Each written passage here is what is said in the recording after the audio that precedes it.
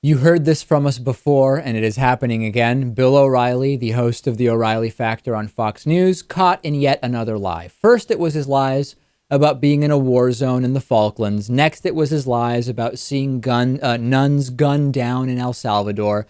Next, it was his lies about being outside the door of someone connected to the JFK assassination right before he committed suicide. And now, 6 of Bill O'Reilly's former colleagues are saying that the Fox News host lied about his time covering the 1992 Rodney King riots in Los Angeles for Inside Edition. Quote from O'Reilly in 2006, "They were throwing bricks and stones at us. Concrete was raining down on us. The cops saved our butts that time." However, Rick Curram, who was Inside Edition's lead reporter covering the riots, told The Guardian, quote, "It didn't happen. If it did, how come none of us remember it?" 2 members of the team say that there was a man who smashed a camera with a piece of rubble.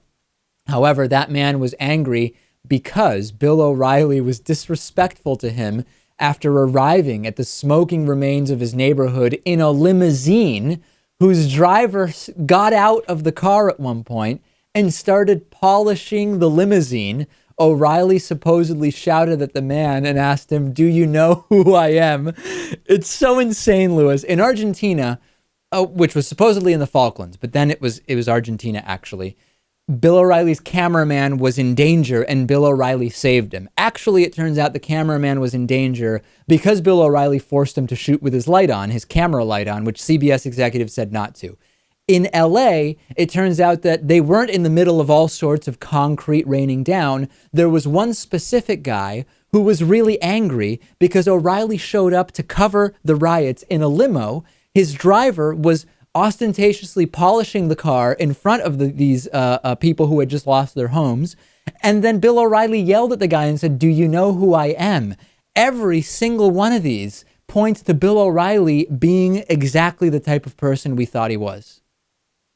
Apart from the past few recent stories we've been covering on Bill O'Reilly, anytime there was a story about Bill O'Reilly that we heard from people who knew him, worked with him, or stories like that, it was always of him being, I guess I can't swear right now, but a jerk and a really, I don't know, not pleasant person. But then all the stories he tells on the air are just of him being this hero and this outstanding guy. Regular guy from Levittown out in Long Island, working class guy. And O'Reilly and Fox News are, of course, defending the coverage. Quote from Bill O'Reilly on the Hugh Hewitt show last week. Quote, "We were attacked by protesters where bricks were thrown at us."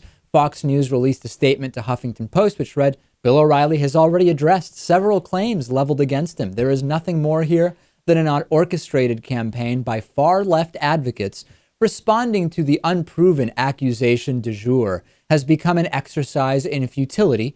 Fox News maintains its staunch support of O'Reilly, who is no stranger to calculated onslaughts, so framing O'Reilly as merely the victim of a political attack.